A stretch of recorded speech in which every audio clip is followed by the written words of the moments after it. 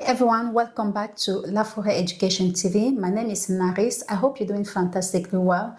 So we have a special guest today. Her name is Olivia. So we're going to be talking about her, and I'm very, very excited to hear what she has to say and also to inspire you that are looking now at the moment.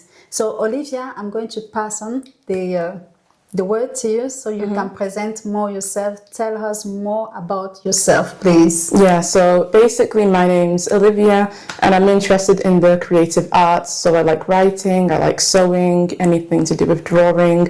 And very recently I've gotten into, hair and doing it, which is why I'm on this podcast with you, because I've learned a lot from, engaging in your services. Yeah. And so, I'm here to talk about my experience. Olivia, can you tell us or can you share some of your personal experience or journey of natural hair?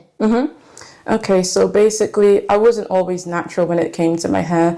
When I was younger, I used to rely on extensions a lot. So it's not like I never wore my natural hair, but I had this reliance on it where I would only feel, beautiful with extensions in all the time. And when I didn't have that, it was like I was a bit, empty. What do I do? Yeah. And so as I started to grow up, the reliance on it started to increase, when I would hear literally just the sound of the packaging, of like where the extension was stored, and I'd be like, all right, yeah, fine, I can feel good again.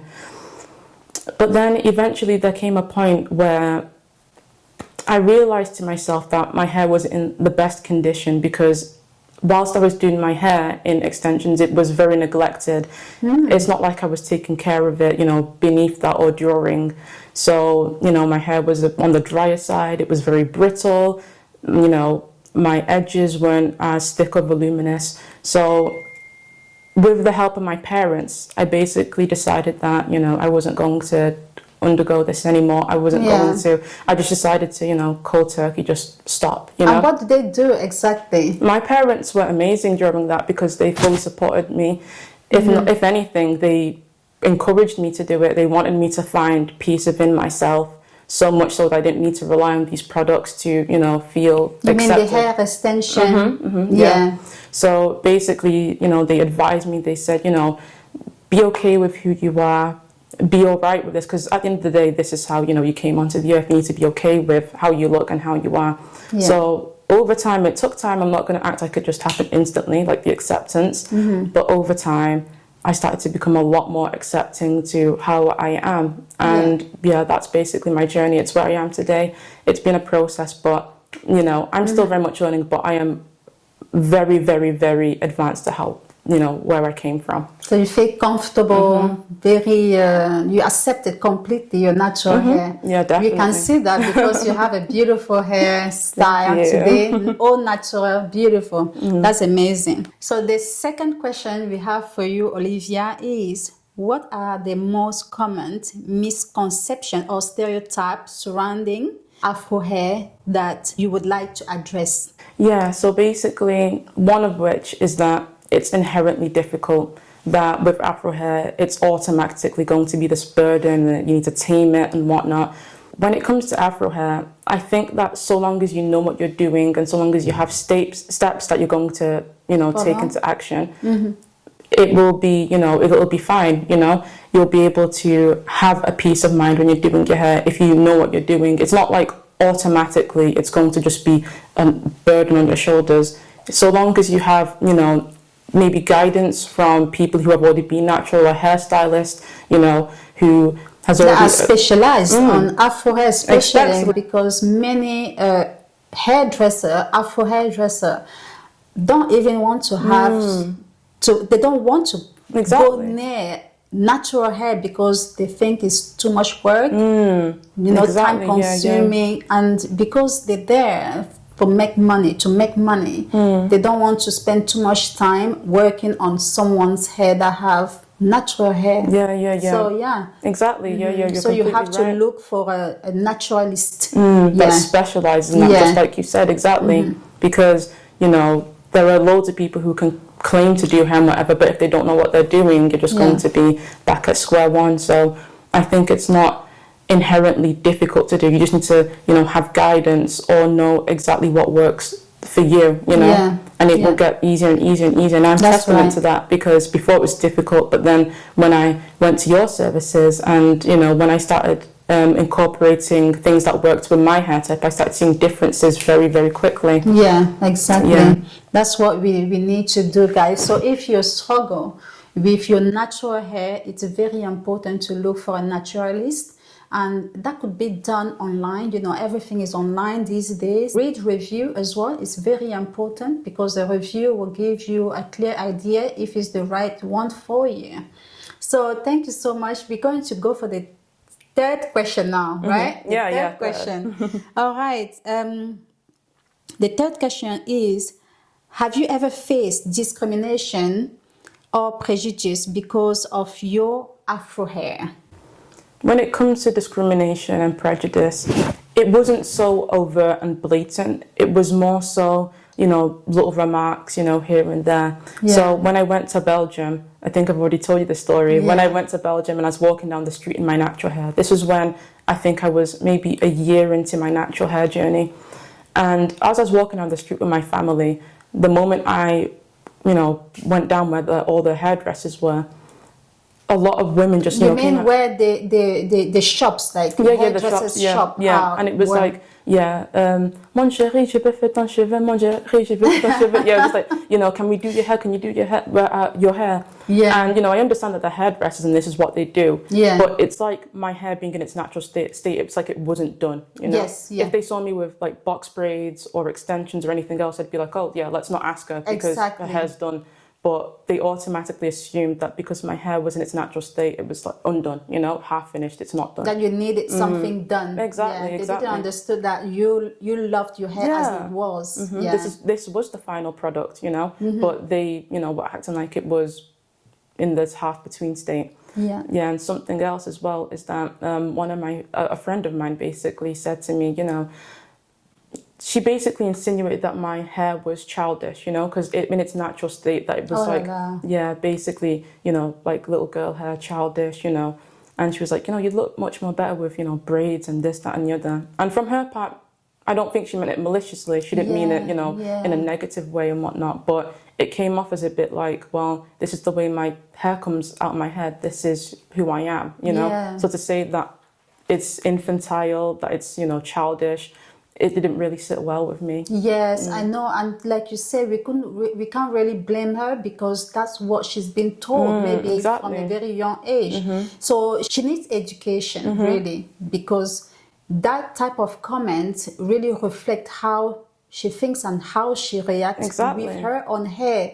So we can't really blame her, but we can only tell her more about natural hair. Once you know more about natural hair, you can wear it with pride, without even have any fault in the back of your head. So that's what I think, and that's why we are here today. Basically, it's just to educate you guys, to tell you that your natural hair is perfect as it is. You can wear it out. You can do all sorts. You can go to work with your natural hair out. Sometimes I do. Sometimes I do wear my natural hair for like few months out, because I love it. I like stroking it, looking after it. I feel like this is a part of me. Can you discuss the cultural and significant importance of Afro hair within the Black community? Yeah. So basically, when it comes to Afro hair, I feel like it's an imprint, It's basically a nod on to where you've come from, your ancestry. And basically, it's down to your blood, it's down to your DNA. And in this world where it's so heavily normalized to wear, fake hair that's not in your texture or anything, when it's really, really, really heavily normalized to do that, you kind of lose it a bit. Because if you continue to not expose yourself to how you've seen yourself, it's like you're covering it up. It's like you are basically not embracing all of you. And I understand you can have different hairstyles for the seasons and whatever. You can it's a way to express yourself, yes, but when it's done in such a way that you have to consistently hide who you are, you know, it's essentially comes off as though you don't accept the entirety of who you are, aka, you know, your DNA, your imprint. Many people don't go out without having a wig on. Exactly, you know? yeah. I used to be one of them a few years ago, let's say 5-6 years ago, you know. And the funny thing is, they wear wigs to go out when as soon as they get in the house, it's like a burden. Oh, they can't wait to take it off and then to throw it. It feels like this is just, it's not right.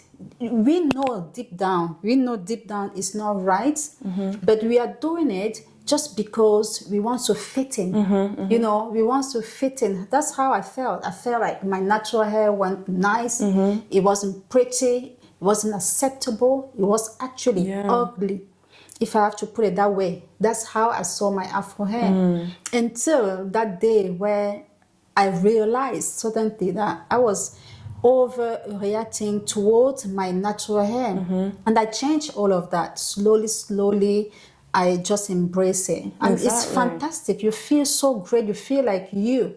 Sometimes I can wear some extension. Like now, I have a twist, but I use my natural texture. I don't go for the straight because I want to feel like this is natural. This is who I am. Who you are, exactly. So culturally, we need to be aware that we can't run away from our racine.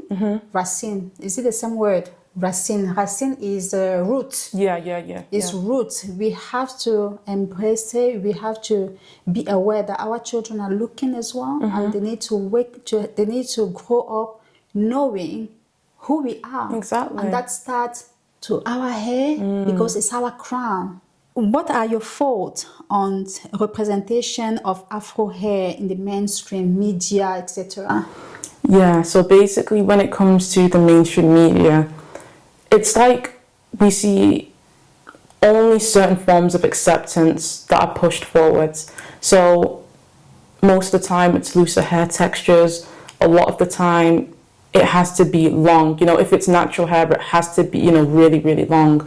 But we don't see many forms of acceptance when it comes to short hair in the media, like short Afro hair, especially when it comes to women. You know, it always has to be done in a really profound style. You know, and that's when it's natural as well. You know, most of the time, that's if you're lucky. Most of the time, we'll see things like, you know, weaves and extensions and all that. So I think that the representation starts with us. You know, when it comes to other companies, you know, they're going to do what they want. But if we, as a people, if we decide that we're going to start and we're going to, you know, we'll start wearing our natural hair and start accepting it, everyone else will have no choice but to, you know, follow through with that. Exactly. They can't, you know, force us to do this. If we all just decided, okay, well, we're going to start accepting it and we're going to normalize seeing, you know, shorter hair or tighter textures and whatever, everyone else would follow suit, you know? Yes, that's right. It starts within ourselves and then show it out to the world. That's why I always say we need to accept it. And we don't have to feel like it. We have to just say, we need to change it. This is who we are. Let's change it together. And it starts from a mom, you know, at home, an auntie. You know, that's how you empower your young kids. That's how you do it, because if they see you with straight hair all the time, then they will automatically understand that this is how it should be. I can't wear my natural hair because it's not straight. Mom, auntie, everyone around me wears straight hair. Yeah, and kids are smart as well. Like, they will realize this, they'll understand this. You know, I see everyone with straight hair, I should start adhering to the same, and then they will conform, you know? They'll conform into that, and before you know it, it's a really hard cycle to break, because when you're an adult, it's really difficult, but if you start as a kid and start, you know, your parents normalize this and everything, it will just be how things have always been, you know? That's right, and that's why we, with Epiphany, I know I told you about it, Epiphany, we go to schools here in the UK to teach children how to look after their natural hair. We want to include everybody in it. You know, a white child, Asian, everyone, Caucasian, black, you know, Latino, and everyone needs to know about each other hair and respect. One day I had a young guy coming to my chair. As I was doing his hair, I was just giving him compliment about his hair, and he says, well, no one ever told me that my hair was nice. I said, how come? He says, well, at school, first of all, they used to put pen and laugh at me on my afro hair. And it was sad. Can you imagine a young lads, you know, at least 20, 22, telling me a story like that? That means it stayed in his head. It's still something that goes on, Yes. And this can stop a child or a young man or young girl, you know, reaching their potential because they think, oh no, I'm not complete. This is not great. I'm not complete. With my afro hair is not right. Yeah, exactly. I need to get it straight. What advice would you give to other Black women who struggle with their hair, Olivia? What advice can you give them? I would say that it's a learning process, you know. First and foremost, it's a learning process. You can't expect to have everything down, you know, down to how you do everything just 100% at the beginning. It's something that takes time, it takes patience. And I agree. Yeah, you have to be devoted to it, you know.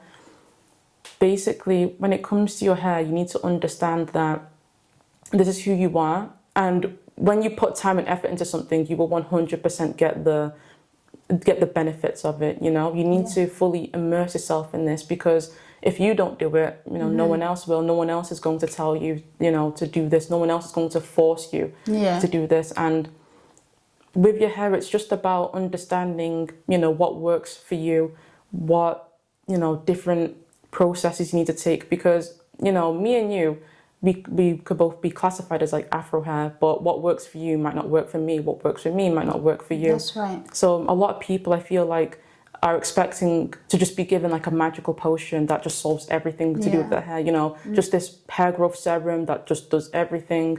But at the end of the day, there could be a product that works really well for me, but, you know, my density, my curl pattern, my porosity, yeah, exactly, that's the word, thank you. My porosity is different from yours. Yeah. So I could hail something as like the best product known to man, but then to you, you might be like, this does nothing to me. Or vice versa, where something works really well for you, but then for me, I'm like, oh, I've just left disappointed, which is why it's very important to see someone who is a specialist, like you said, you know, because, you know, through talking to you and through you recommending me products, I was able to see like a difference in my hair. Yeah. So it's very important to basically to tie things together, to embrace it, know that it's a learning process, and to understand that there's not one fits all solution. You need to understand that your hair is just as much as of an individual as you are. Yeah, and it takes time. I want to let people know it takes time. It's very, very important to be patient with your hair, because it's not there is no quick fix. If you're going through any sort of a situation with your hair, like such a breakage, tangles and split end, etc., it takes time to resolve the problem. Lastly, what is the definition of afro hair for you? The definition of afro hair for me is ancestry, you know, identity, crown, like you said before. At the end of the day, when you take care of it and you nourish it, it can be all of these things. Not even just can be, it inherently is. It's just up to you to really, you know, bring it out to the world, you know, show it. Yeah. Because like we were talking about before, when you're always covering it and everything, how can you know that it's all these things? How can you really embrace it if you don't even give it a chance? That's right. So, you know, ancestry, it ties back to who you are, but it shows your identity, your lineage, you know, it's beautiful, you know, but people, it's a struggle for them to see the beauty, but obviously it can be if they just take the time to nurture it as it should be. If they just take the opportunity to really, really understand that this is who I am, and the world has to accept me, basically. Yes. I think when you accept yourself, everyone accepts you. Exactly. It's like saying love somebody, but you don't love yourself. It doesn't make sense. You can't give what you don't have to somebody. That's exactly true. Yeah. That right? So love who you are, everything about you. Then it will reflect from outside. You don't have to ask for permission for anyone. Exactly. They will just naturally follow. Exactly. Yeah. That's how it is, and that's my own experience. The first time when I went to a post office with my natural hair, that was the very first time to go out publicly. I told you the story, right? Yeah. I remember. You remember what I said about the story? Yeah. I was worried. I was just on the queue, worried what people were saying. You know, behind me, behind my back, I was feeling like, oh, what are they saying about my hair? Is it ugly? Blah. I can't believe that thought was in my head. So I can imagine there is plenty of us out there with that kind of thought, thinking this is not right, it's not beautiful. You are enough, you are beautiful, but you have to start by accepting it before other people, the external, you know, embrace as well. So it's very important. Thank you so much. Do you have anything else to say today to anyone, maybe? Yeah, so basically just, you know, as my parting note, I'd say that... Maybe you can look at them. Look at them and tell them something. Yeah, as my parting note, it's just that, you know, at the end of the day, it all starts with you, and you just don't know who you might inspire by, you know, wearing your natural hair out. All it takes is for one person to see you, and maybe they might think, you know, I can do that as well. So it all just starts with you, basically, and it ends with the community. Amazing, amazing. Thank you so much for joining me. I appreciate your time, effort, everything. And I see you very soon maybe in the next one. Yeah. Maybe, why not? We can do another one one day, yeah? Thank you so much, guys. I hope you enjoy watching this podcast with Olivia, our guest, our beautiful Olivia. Please make sure you like, very important, make sure you like, also subscribe, leave your comment as well. We would love to hear more about you. If you have anything, if you want me to do any or talk about a particular subject in this channel, please do not hesitate to let us know down below in the comment section. My name is Naris, and I see you very soon. Bye bye.